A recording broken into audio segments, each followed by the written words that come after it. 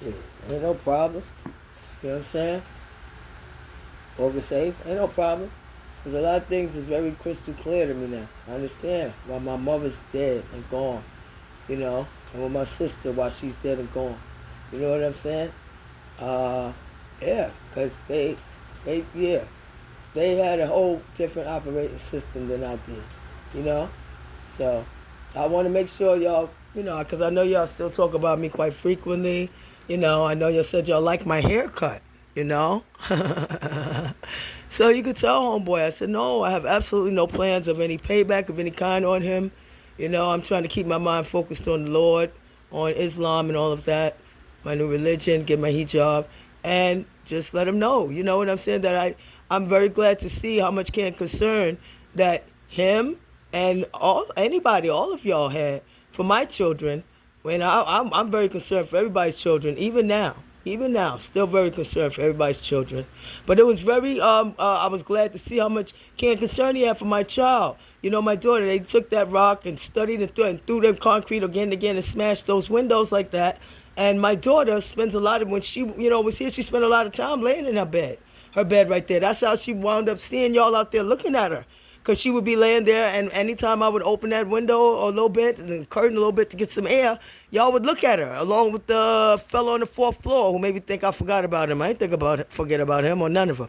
So please tell homeboy that when he took that concrete and smashed that window again and again, you know, my daughter could have easily been at bed because she would spend a lot of her time on her phone, laying on the bed and stuff like that, or doing her homework sitting there on her or whatever laptop or stuff on the bed.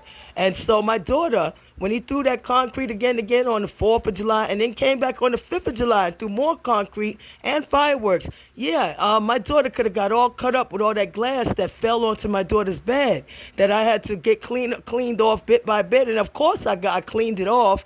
And I thank God that my daughter wasn't in the bed. But yeah, I just wanted them to know because they know my daughter's bed is there. They done looked in the window at her many times. And so he threw that concrete and smashed it, and all that glass fell on the bed with my daughter B, and that would have cut my daughter all up. Yeah, and so tell him I said thank you very much for showing how much of a he's not a not a predator, not a pedophile, not violent, and all of that, and that. Yeah, yeah, that all, yeah. I was, you know, very glad to see that, and came back the next day and did it again. Did it again the next day, you know. So even if I had cleaned it up that day and then my child got back in the bed and he did the next day, she would have got cut again the next day. Yeah, and so yeah, tell him I said absolutely no problem. You know, I'm just gonna leave. And I dare him to try to stop me from motherfucking leaving or from becoming Muslim so that y'all can't follow me with your eyes, watch everything I do, talk about how you like my haircut. But if I try to talk to you about ending the beef, say, shut up, bitch. Ain't nobody got to talk with you about shit, bitch. Because we busy talking about you behind your back, trying to get you fucked up. And we covering up when our homeboys commit crimes against you. We ain't calling no cops and telling them motherfucking nothing. We don't know nothing about that. We don't give a fuck that your daughter could have been in that bed and got cut by glass again and again by the concrete, or he could have threw a firework in there, set your window on fire, or hit your kid with a firework. We don't give a fuck about that. Yo, we just, you know, whatever, you know, fuck you and your daughter, bitch. Tell him I said, no problem. And thanks very much for, you know, showing how much of a violent person he is, that he went out his way to go and smash my window. For what, I wonder, because he said he was there to defend his uncle, who was long gone, you know, who stood there and watched him throw around concrete. And then I left, and he smashed my windows while I was gone, taking care of my business, and then came back the next day and did it again. And his uncle said nothing. So tell him I said no problem. None at all. No.